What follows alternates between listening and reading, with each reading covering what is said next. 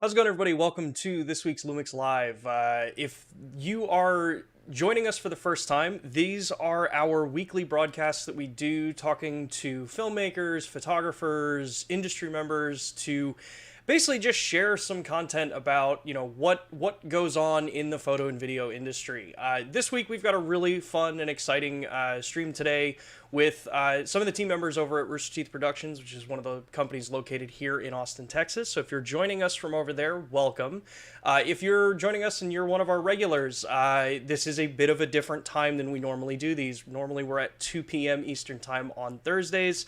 Scheduling stuff, we shift things up to make sure we can get everyone together and, kind of get this broadcast going. Before we go too far into it, I want to just kind of go through the normal paces as I forget to mute my computer. Fun times. So if you want to interact with us during this broadcast, make sure to tag at Lumix Cameras before your question in the chat. It helps me see it on my screen so I can actually filter through conversation versus question for myself or the guests that we have today. And outside of that, we're going to be talking primarily about the BGH1 box camera and a recent project that was shot down here in Austin, Texas. And we'll basically be going through that. We won't be showing the piece here on the broadcast, but we will be dropping links into the chat so you can go over to Rooster Teeth's page and go take a look at it. And then we'll talk more about that a little bit later. Up next, as we normally talk about, we have the Lumix Pro Service platform for those of you that are Lumix shooters and are looking for some support for your equipment. We have the Red program, which is the free-based program so that you can get yourself in, make sure you've got an extended 3-year warranty on your product. If there's any issues that happen to your camera, you've got an online tracking, all the fun normal stuff that you expect for service. If you're someone who uses your equipment in a more professional space, or you just like having that extra level of support, make sure to take a look at the Lumix Pro Services Platinum tier. It is a paid level tier, but that gets you that 3-year extended warranty, 2-day repairs with free next day shipping both ways, 20% off out of warranty repairs. So if you drop your camera, break a lens, something like that, you've got a little bit more protection there as far as cost goes. You get your annual sensor cleanings, EVF cleanings, lens calibrations, and firmware updates, as well as a direct hotline into our service team if you happen to need to connect with somebody instead of going through chat or emails. And then the last thing on that is that you do also get that Lumix Pro Services strap that's co-branding with Peak Design, so you get a really nice strap instead of the normal ones that come in the camera bags, or camera boxes, the new ones that ship. So with that, I think we're pretty good to get going here. So let me bring in our guests. We're joined today by Blaine Gibson and Cameron. I am spacing on your last name, Cameron. I am sorry. It's a weird one. It's okay. It's Pester.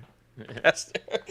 So yeah. So for those that are joining us from the Lumix side, we recently did a project with, sponsored video with the company Rooster Teeth Productions down here in Austin, Texas, and I'm super stoked that I'm getting to be joined by Blaine and Cameron here, who were working on the project, shot with these cameras, the BGH1, and hopefully going to be able to share some of their experiences with it and answer some questions that the community may have. But before we get to that, let's give everyone some information as to who you guys are. Start with you, Blaine. Yeah, so I'm Blaine. I have lived in Austin for about 10 years now. I went to UT, and I was in their radio, television, film program. I got an internship with Rooster Teeth during college, and then I've been with them ever since. I'm a writer-director there. Currently, I'm working with a group called Squad Team Force. We're like a little content group, and we make a lot of dumb social content and stuff like that. But I've also worked on longer form things. We've had several series, both scripted and unscripted, like Immersion, $1 Million Butt, RT Shorts. I'm blanking on a bunch of other ones. Yeah, that's been me. I'm kind of. It's weird. I've been there for 7 or 8 years now, and now I'm kind of like old guard, even though I always felt like I was like the younger guy. Mm-hmm. So Cameron's an even younger guy. We're always doing things like setting up Blaine's director's chair exactly how he likes it. Yeah, it has to be in shape. Topos need to be at. Yeah, it needs to be arm's reach of Topo Chicos. One open, one still closed. Yeah, one very old one. It's your Yes, lucky topo. because you just need it there. Yeah. Yeah, yeah. Is one on ice, or are you a warm topo guy? Oh no, I'm definitely an ice topo guy, but the old one, you have to keep it at a hot 100 Texas Hot. degree weather temperature. Hot. It's always in the front of the box truck. Yeah, you know. Well, cool. How about you, Cameron? How about Yeah. My name's Cameron Pester. I'm a content creator on the same team as Blaine, Squad Team Force. Squad Team Force. It's already a weird name, so to say it weird like that is even better. Yeah, I am also a camera operator and an editor primarily. Those are my two responsibilities. So a good mix of them. A lot more editing in the last year and a half, but fortunately, I've been shooting a ton these last few weeks. So getting back into that rhythm. Been at Rooster Teeth for 3-ish, coming up on 3 years now. God. Yeah, I know. I started as it's crazy because I started as like a bare bones PA. I had very limited experience. And in fact, I contracted at Rooster Teeth for a long time before that as PA. So came up in the industry on the production side of things, spent 2 years suffering as you do. And that's where I met Blaine. Actually, my first set I was ever on as a PA, my first film set ever was a set for $1 Million Butt where Blaine was directing. Right. It was a great time, Yeah. and yeah, I've since then transitioned into camera, picked up editing as a skill on the side that has turned more into my full-time job, and I love it. It's been great. I took Cameron under my wing that day on set. I remember it, and I said, "Come here, come here, Come here. go give me a Topo Chico." Come here. What's for lunch? No, having Cameron around, it's crazy that it's been 3 years because it feels like just like yesterday and stuff. But watching him grow as a creator and you know, showing his talents and really coming out as an editor, it's been awesome watching your growth, Cameron. Oh gosh. My hair. All right, now that the love fest is done. Yeah. No, you know, So just before the broadcast started, I swear I was roasting Blaine. Yeah. On fire with it. So, but you know, so what's funny, I think, is you know, looking at Rooster Teeth and the content that all of Rooster Teeth, you know, the entire family of channels that you guys have has been creating.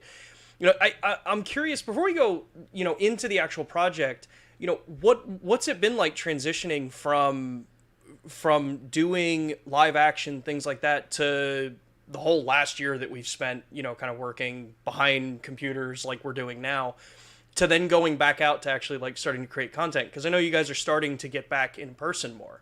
mm-hmm. Yeah. Has that been like a challenge or just shifting in mindset for you guys? Well, I mean, we kind of talked about it before we, you know, went live. Just the socialization and being in person, you know, with people and stuff like that, and also like, you know, like kicking the tires and kind of like shaking off the rust to start directing and like telling people like it's eye contact is hard again, you know, for some reason because you just like you're used to staring at someone on a screen and them kind of staring off into the distance at wherever their camera is. No, it's been fun though. It's just like I've missed being on set and just like being in the presence of other people and just like that energy of being in production. So I'm like really stoked, even though we're not nearly out of the woods with this pandemic. It's nice that we Rooster Teeth is setting up a really safe, creative space for us between COVID testing and making sure everyone's vaccinated and stuff like that. That we're able to safely get back into the swing of production. Yeah, no, I don't know. Cameron, how do you feel about it?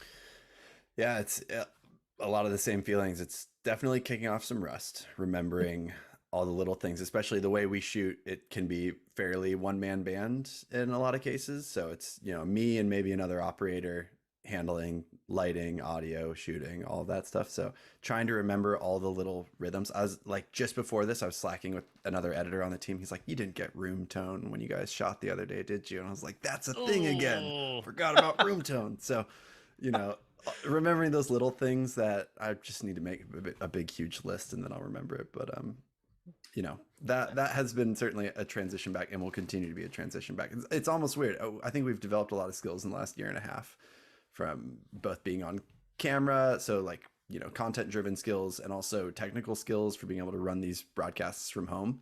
that are great, and we'll continue using them for a long time. And at the same time, we have forgotten some of the skills that we developed for a few years. So Yeah. kind of fun to learn that stuff again, though.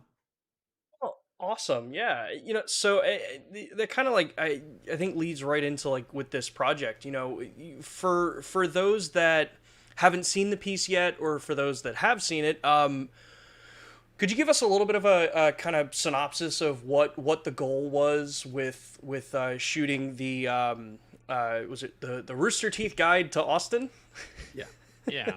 Well, we have a group of creatives that kind of interact with our sponsored content, and they're the ones that are like pitching a lot of fun ideas, and they come between us and talent and the brands, and they're just like, hey, what do you guys want to do together? And something that our really good friend Drew Sapling came up with. He's also a writer director, and he's been doing a lot more sales stuff lately.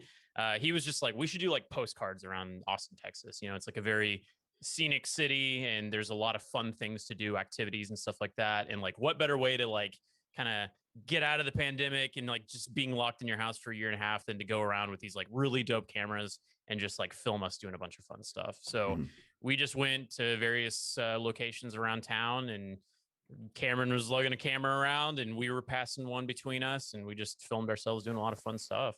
Yeah. Yeah. So with kind of setting up something like this, when you get the idea, or the kind of team builds what the concept is for it, what kind of things do each of you do? Like, how do you prepare for a live action shooter out in the field? Cameron, you want to go first?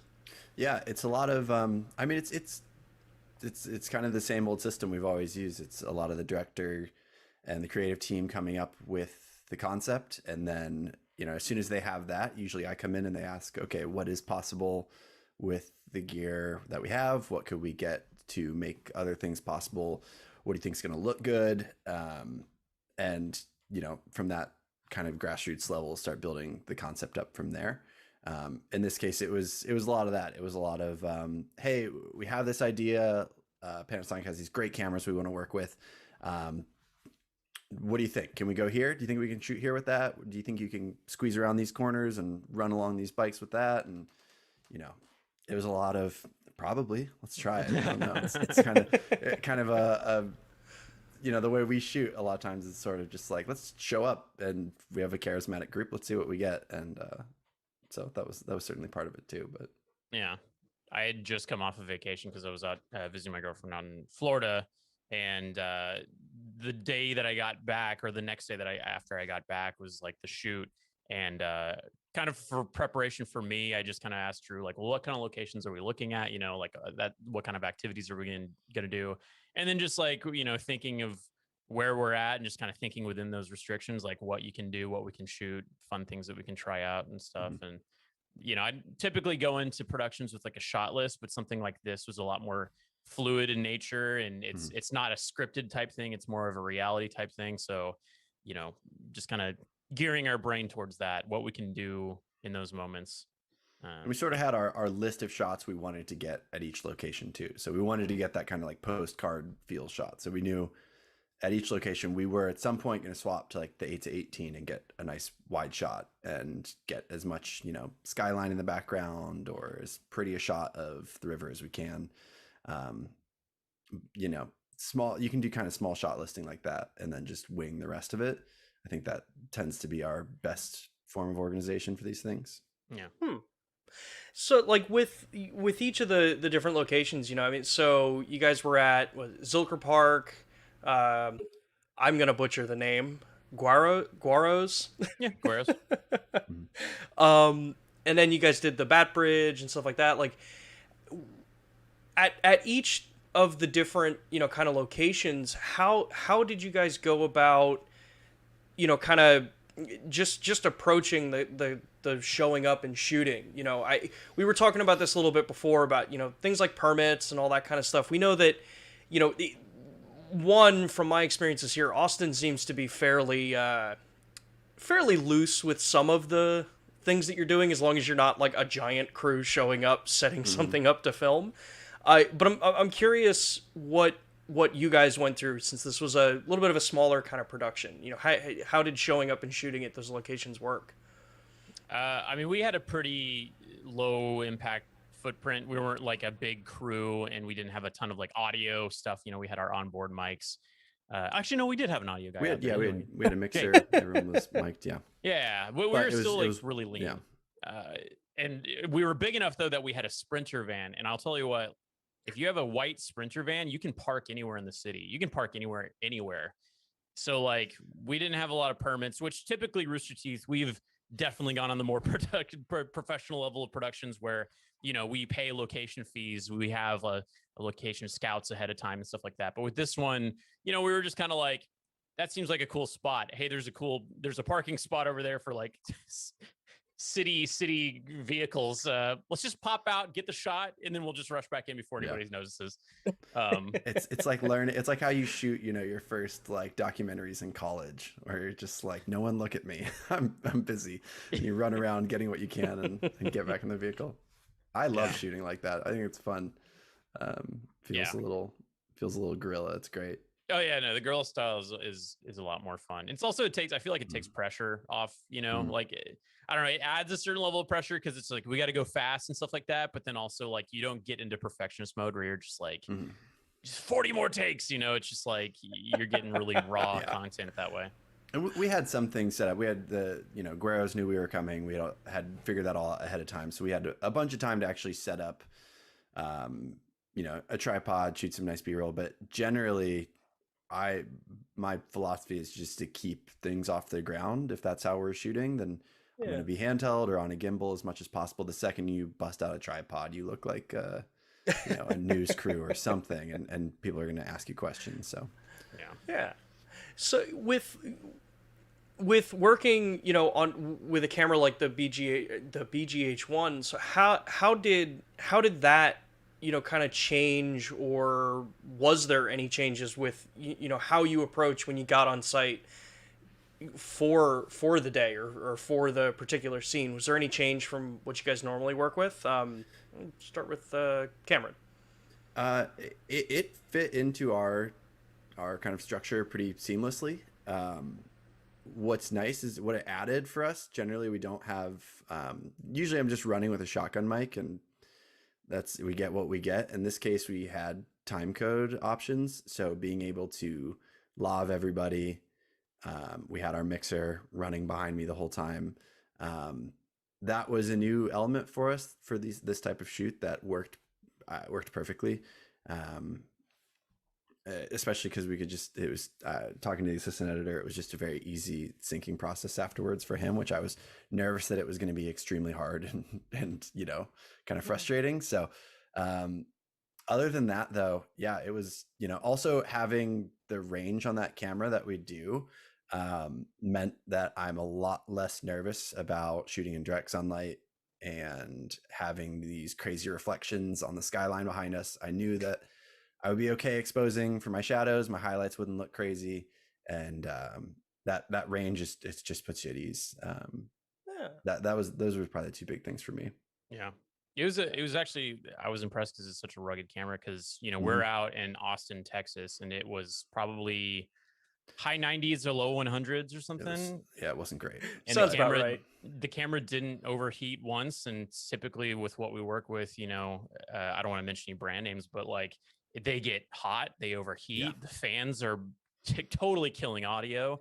And with this one, it was just like camera didn't give us any issues, and it was almost like this doesn't seem right. Something should be breaking by now. Yeah, there was a point where I was like, I've had 0 error messages. Am I recording? Yeah, I forget to record. Something should be breaking. It was also the BGH1. It was also compact enough that like it, you know, you didn't look like a news crew, like Cameron was saying. Right. You know, it's a small enough thing that, you know, people might notice and ask some questions, but they're not like flocking around to see what's going on. You know, you got a low profile enough camera that you can just be out in the public space and it not be a big ordeal. It's also nice that I could just hand it to you guys. We had it caged out with side handles and everything. You could just grab it, hold it in front of you, vlog super easy on it. I think we had a small HD on top. In any case, it was a really light build that we never really get to do. Yeah, the other cameras we work with, usually you have a V mount system and a ton of cabling and no autofocus. So for this, it was just perfect. Yeah. Run and gun. Yep. Also, the batteries on these things are crazy. I could not believe how long we went before I had to swap bricks, especially in the heat. That was a lifesaver. I didn't have to carry like 8 batteries around with me all day. Yeah. Yeah. I mean, you know, one of the nice things about working and like with Panasonic, I mean, you know, we were the first company to come out with mirrorless cameras and that kind of side of the industry. And like we were saying before, you know, like the GH5, one of the kind of most popular cameras that came out from the Lumix brand.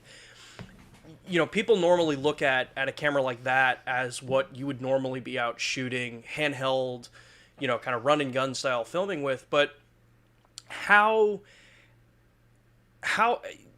did not having an in-body stabilizer change your kind of use case of a camera like this? I mean, because I know, you know, like you said, some of the larger cameras that you guys work with typically don't have in-body stabilizers, so Right. I'd imagine it's not an uncommon thing for you guys to run across.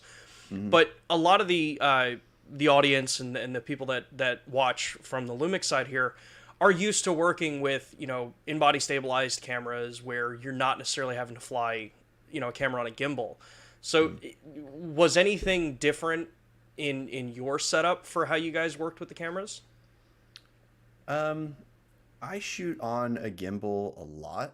I do a lot of merch videos and things like that. So having that perfectly smooth motion is important. So I'm very comfortable. I have a Ronin SC2, and we flew this camera on that for a bulk of the day with no issues at all. Handled the weight of it and the distribution of it totally fine. Because yeah, I mean, generally I can't really, if I'm shooting handheld, then I'm just like pinning the camera to my chest and rotating, which is an option with this when you're handheld, but honestly, it's so light and, you know, so easy to build out and like a good balance that you can walk with it. John climbed a tree with it. John did climb a tree with it. Yes, I was not at all sweating that one. And it ended up looking great too. We also, I mean, as a precaution, shot slightly wider so that if we needed to punch it and stabilize in post, that was available to us. But I don't think, maybe a couple shots we did that. We generally didn't have to. Yeah, really no issues. I think one of the lenses had optical stabilization on it too, which we would have had on as well. But didn't need, did not require too much from us. Yeah. So that's kind of cool. I mean, because with the box camera, you know, we've definitely really, you know, pushed a lot about how a camera of this form factor, when you're looking at something this particular size, a lot of people, I think, just assume that, you know, it's going to fit in a studio. It's going to fit mounted as a, you know, a broadcast style camera, like how I'm using it. Like I have 2 of them up here, one that's running for the audience camera, one that's running for our internal camera. But, you know, when you're putting this thing out into the field, how different is it from working with, say, like a standard mirrorless camera or a DSLR style for like B-roll footage? You know, because you'd mentioned before about like time code and stuff like that. How often do things like that actually come into play when you're shooting something that's live action out in the field? I think generally something like time code we haven't had to deal with in the past too much because it's never been an option. I honestly, there's been so many shoots where without realizing it, I really wish I had something like that, but I just knew that that's not, you know, unless I want to bust out like a Gemini or something, like I'm just not gonna have it.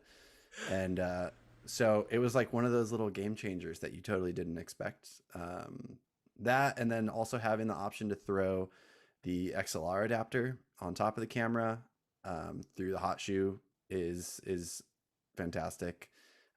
You're really limited on the number of brands that you can go through to make that possible. So it's a huge boon, especially if you are going to run a shotgun mic. Having an XLR shotgun mic is very nice. Your sound mixers will appreciate that. So yeah, I mean, Blaine, I don't think we were able to just kind of trust our mixer. You didn't have to have like cans on for the shoot. You knew it was going to sound good. Yeah. we weren't gonna have any issues in post with it. Yeah, I had the option to do it, but I was just like, I like us being able to be mobile and stuff like that, and that's kind of like it kind of felt like a DSLR in that sense, where it was just like, you know, more vloggy kind of feel. You know, talent who, you know, we have a lot. I'm not a camera expert by any means. I've had hands on cameras for years and stuff, but I'm not like, you know, super teched out like Cameron. Like that guy can speak way more on that's the specifications more than I can. But you know, we were able to hand the camera over to Barbara and John and Jeff, and you know, these are guys that rarely touch cameras and you don't interact with them except for turning on their webcams to do gaming content, and for them to be able to just pick it up and to, you know, easily understand how to use it, that speaks volumes of how user friendly it is. I mean, you know, hey, speaking on behalf of Panasonic, we've definitely tried to make it easy for people.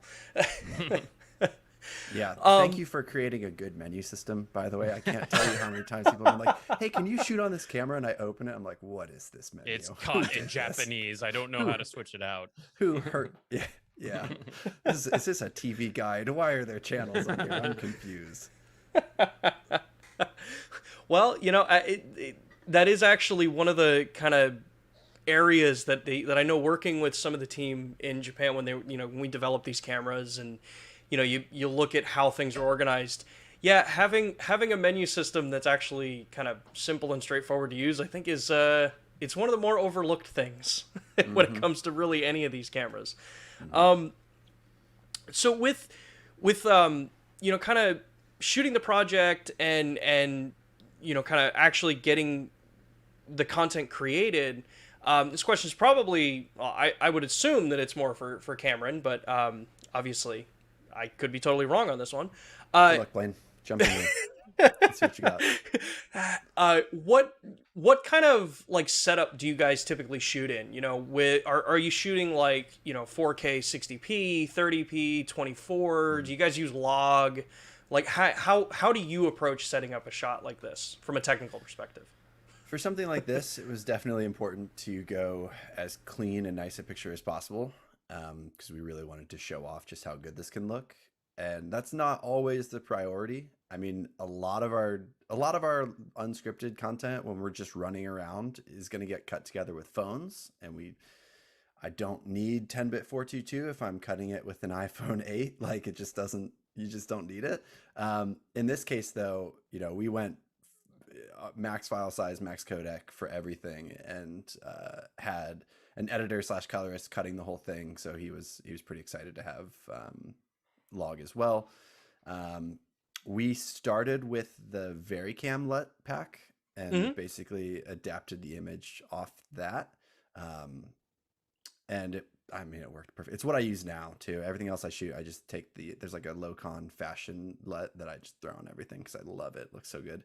And that, I mean, it's even, I think I'm using the BGH one for my webcam here, and I'm just using Rec 709 out of it, and that looks, Rec 709 does not look good out of a lot of cameras, and it looks great here. So the color science is great.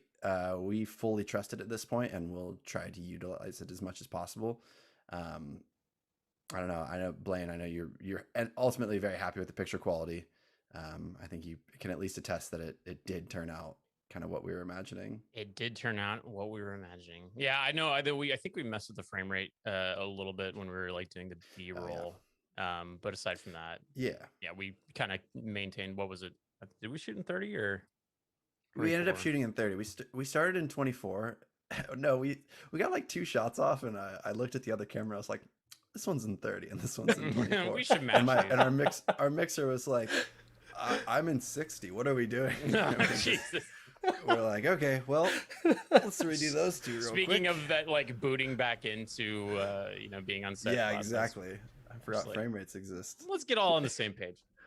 I think we shot pretty much everything in 30, and then for any like MOS B-roll, we just jumped up to 60. So that just looks great on the gimbal. I think we settled at like 30 frames per second. Like that's typically kind of the vlog look and stuff, and that's kind of the approach we were going at. So that's what we did.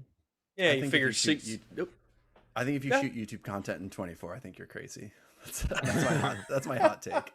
I know it's a whole thing. I used to love watching YouTube channels, and all of them were like, "You have to shoot 23:9:8. It's cinematic." And I was like, "It looks weird on YouTube. I don't know what to tell you." Pretty sure you've just triggered half of the internet. I'm so sorry. All the S1H users out there are like, "What did he say?" No, I mean, that kind of points to just really, understanding where content's going to live, really, doesn't it? There are times and places where, you're shooting cinematic documentary style work and you want to shoot 24 frame. Like, I would imagine that the tattoo documentary that you guys shot with Jeff, I'd imagine that was probably shot 24 frame. At least I would imagine, because it had that kind of feel to it. But most of the time we're watching stuff on, 60 hertz, refresh monitors or 120 hertz, refresh displays and stuff like that. And yeah, 24 frame just doesn't always look the greatest when it comes out of YouTube. Yeah, totally. So with shooting and you're capturing, the content, you've got all your frame rates, kind of sorted out and all that stuff. What did you guys take advantage at all of the RAW over HDMI compatibility? Because I know you and I were talking about that a little bit before the production started, Cameron. Yeah, my Atmos tried to quit on me like 2 days before we shot, and that was great. It ended up working out great. Yeah, we used it a couple times because we were running 2 cameras and we only had 1 recorder. We didn't want to rely on it too heavily. I also only have 1 SSD, and that fills up very fast. So, but we definitely have gotten a decent amount of use out of it on that shoot. I'd have to look. I'm not sure exactly which shots a lot of the like bigger wide shots we tried to get on that, just to have that full, uncompressed image to work with. I'm using it a lot on some of my smaller shoots where I'm maybe only shooting for 15 minutes. So I don't mind filling up a drive and working off that, and have been able to edit it. I really should be making proxies. I have a pretty strong computer, but I'm lazy too, so I'll wait for it to buffer. So I've certainly been using it a lot. It works great. You guys did a really good job just making it fairly seamless. Usually when I've dealt with recording RAW externally, it seems to like the camera has a little bit of a heart attack every time you switch to it, and in this case, it's 1 button and you're good to go. Nice.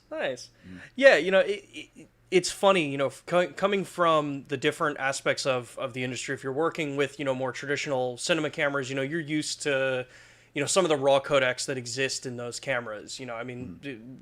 Some of the main, big ones like Red Code and stuff like that. I think people have gotten so used to working with those, and then now you've got cameras like the BGH1, the S series cameras that can shoot ProRes RAW, and some of them now even shoot Blackmagic RAW out to those external recorders.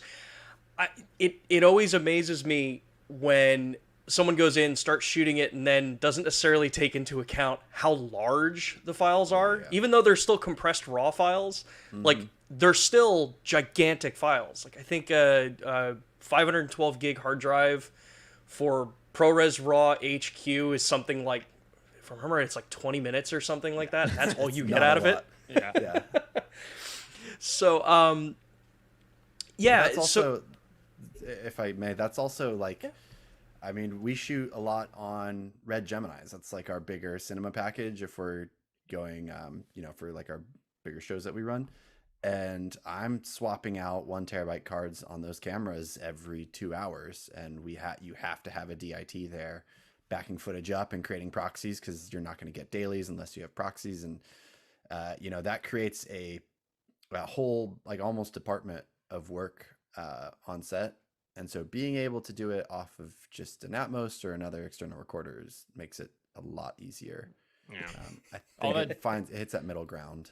All that data management just really slows down production as well. And it's just like, it's just nice to just like run and gun. Like sometimes there's a time and place for that. And if you have the budget, a high budget for something, but like, if it's something like this where we're going around, we're filming cool stuff in Austin, us hanging out, like you don't want to just be like, hold, we gotta transfer the card over and then wipe this card. So oh man, yeah, when we first kind of released the box camera, it's funny, the vast majority of people, and honestly, the way we released the camera really did push a lot on, you know, kind of either the really, really high end production space or the live streaming, broadcast, event kind of space. And I think what got me so excited when this opportunity came up to work with you guys was that Rooster Teeth covers basically all aspects of that. You know, the full blown high end, you know,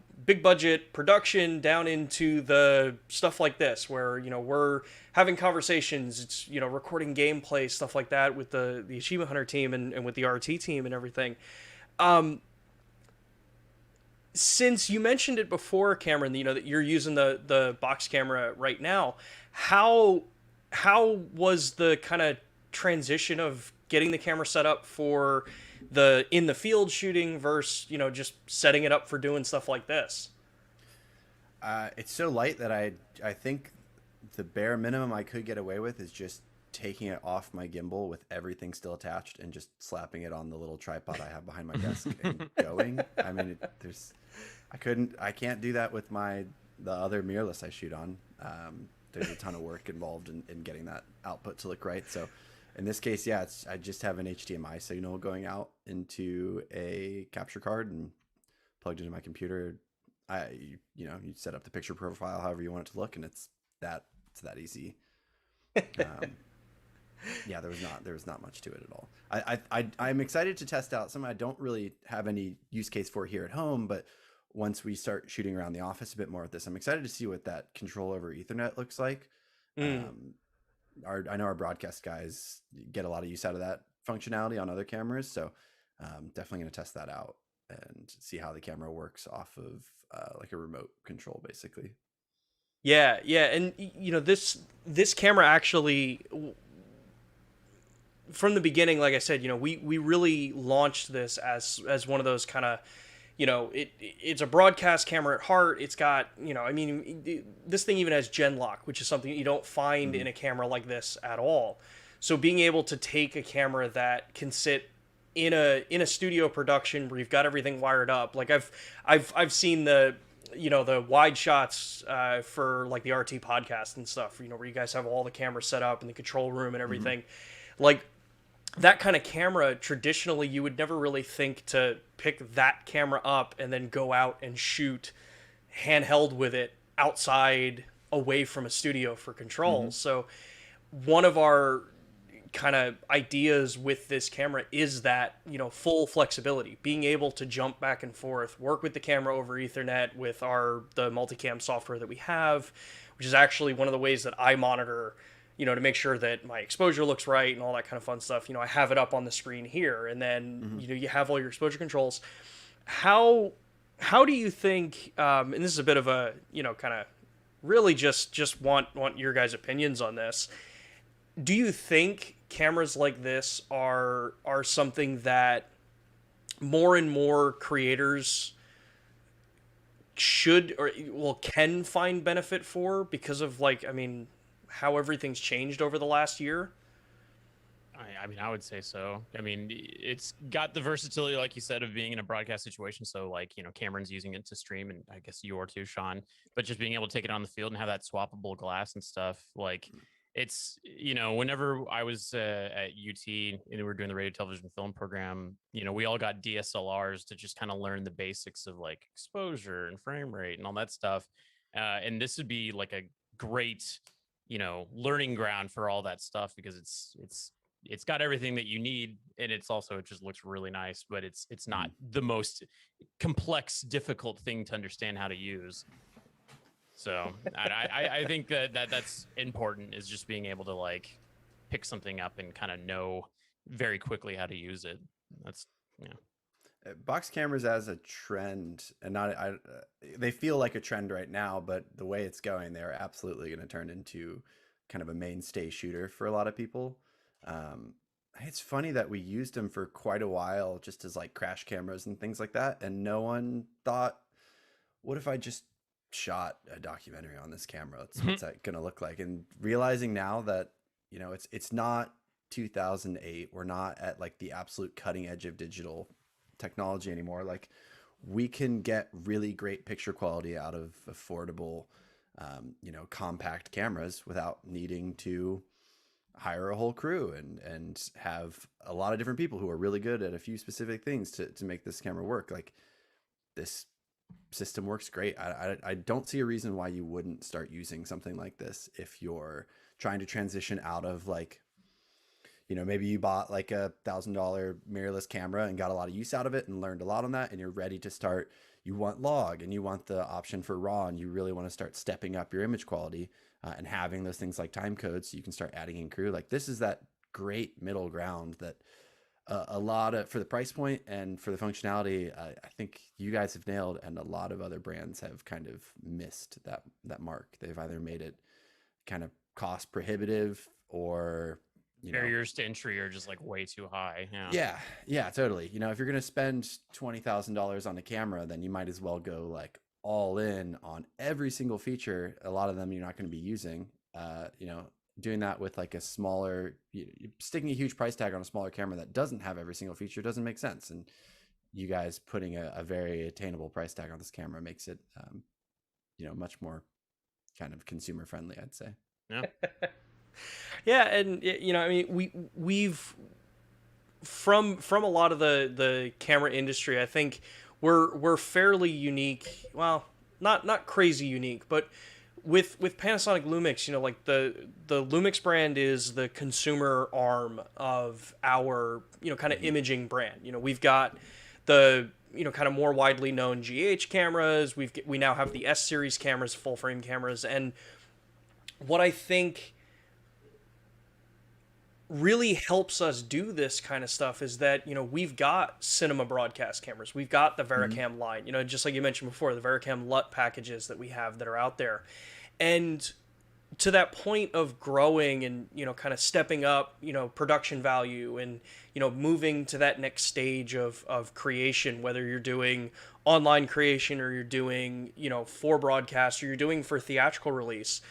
One of the concepts that we get a lot of questions about with our log profile is, the way it's designed in this camera, in the box camera, the way it's designed in the GH5, the way it's designed on the S cameras, they're all designed to interplay with each other, even up into our, top of the line $10,000 Varicam LT, and which is, another one of those kind of cinema cameras, so that you've got a very clear image path going up. Because I think people get very trapped in, maybe not trapped, people get very comfortable with the look that their camera gives them, right? If you're shooting on red or you're shooting on Blackmagic and that's what you've been shooting forever, that's the look that you're used to working with. Because I know you guys shoot with other cameras as well, how was the actual editing process for you? Like the color grading and actually handling these files? I mean, the footage handoff was really easy. There were no issues at all with playback, either on the camera or once the assistant editor got a hold of it. That was kind of exactly what you'd want out of it, especially being able to just read off of SD cards. I didn't need to get any fancy card readers or make sure that they had any fancy inputs. Easy as pie. And then, I mean, going into color, I think that's what our editor was most excited about, was the opportunity to play around with the log profile. And I mean, the LUTs provide such a great starting point that I think I do not consider myself a colorist at all. So I just open Lumetri and go crazy. And even for me, like it's not some super deep log profile where if you don't know what you're doing, you're going to break your image. Like, throw the LUT on there, start adjusting things until it's exactly what you like. It was, it's something that anyone can pick up.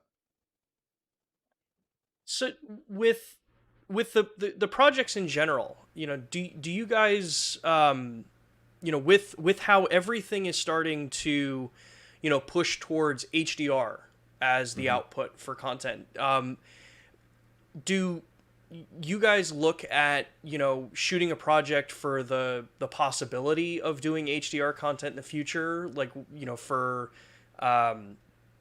well, it used to be called syndication, but you know, for longevity of a project, is that something that you guys look to consider with any of these kinds of things, these projects? I have a feeling if I don't bring it up at work, no one will. So it's that's definitely kind of on the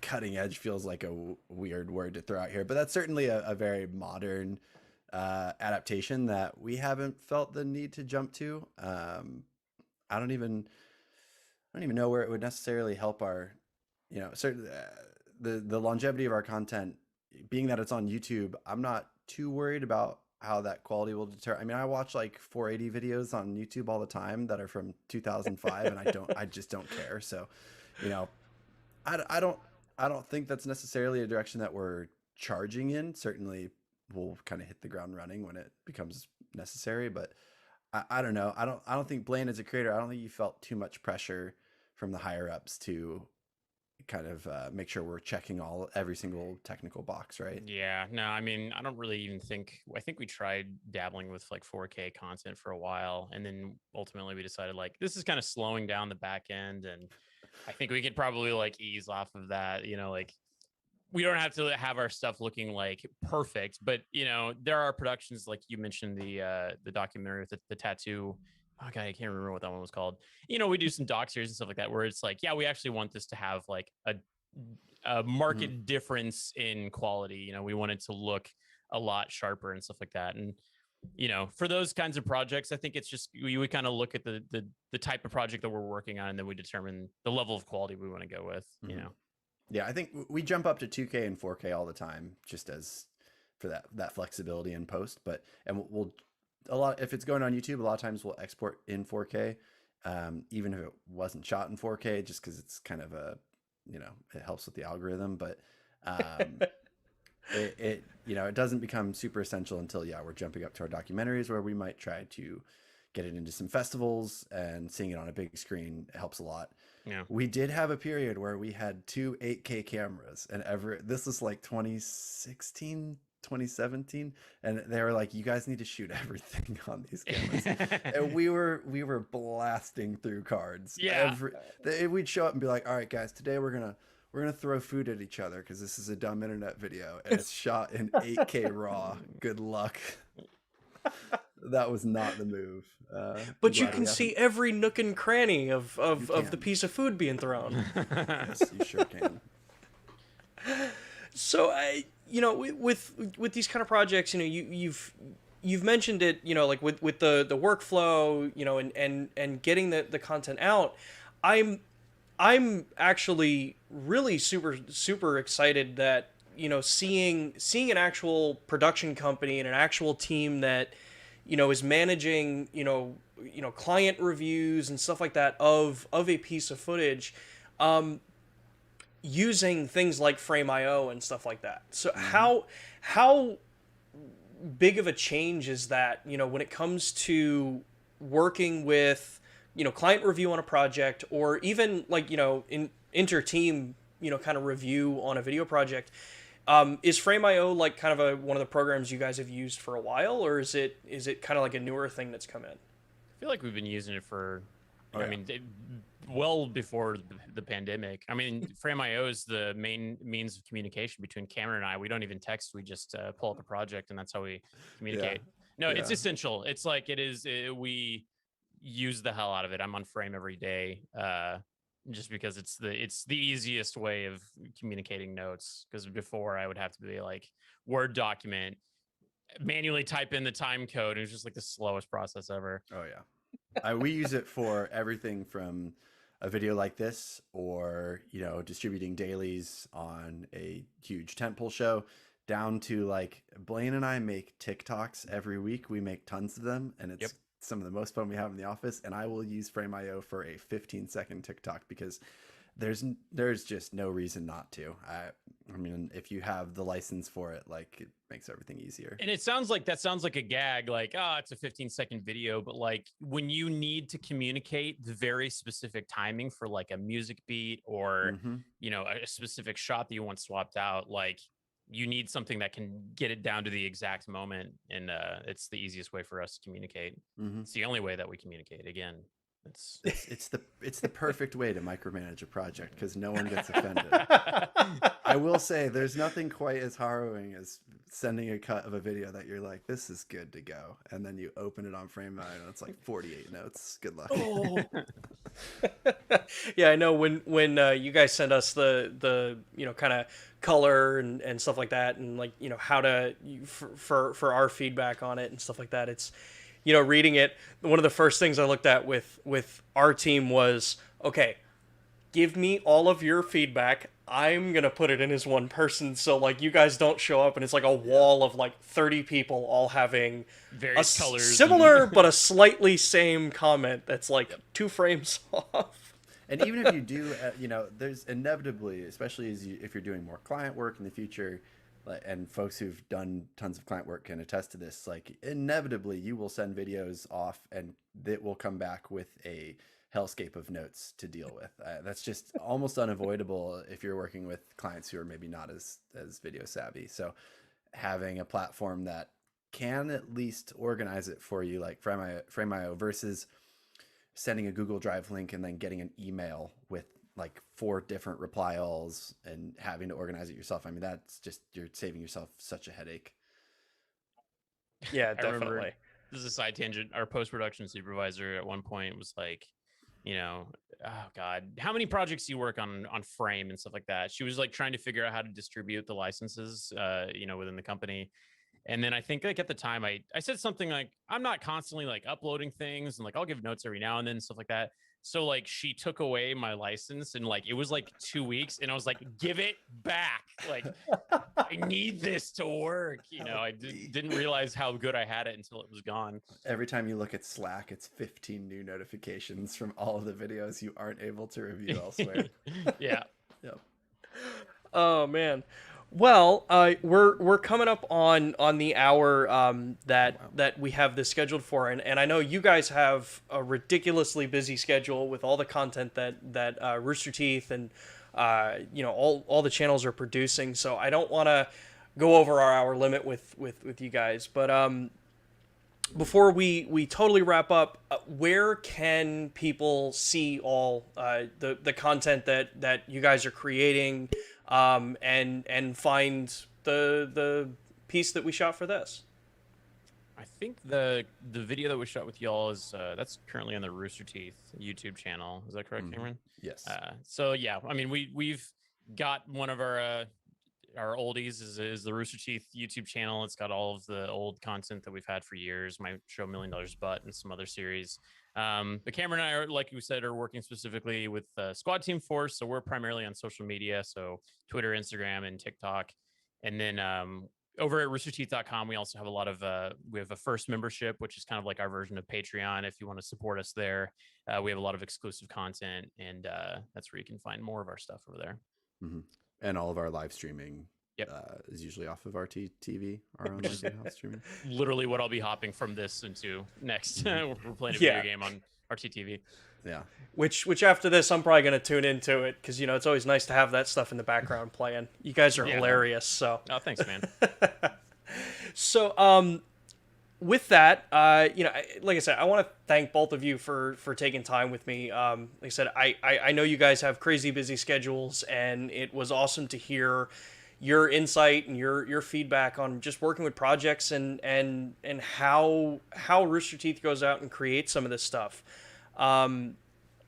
Like was said before, for everyone watching, make sure to go over, check out the Rooster Teeth channels on basically every social platform that you can find, roosterteeth.com, find all that kind of stuff. So if you're interested in following up on the BGH1 box camera, make sure to take a look at the playlists that we have over on YouTube. We've got tons of content. We launched the BGH1 camera here on Lumix Live months ago, where you can get some more details there and see some other content that was shot with it as well. With that, thank you, Blaine. Thank you, Cameron. And thank you to the support team over at Rooster Teeth for helping get all this stuff organized. This was definitely one of the more fun conversations I've had with our live broadcasting over here. Yeah. Thank you for having us on. Thank you for this great camera that I will continue to shoot on every day.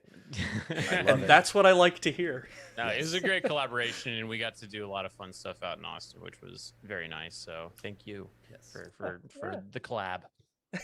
And hopefully this won't be the last, because you guys were so fun to work with. So yeah, Varicam LT.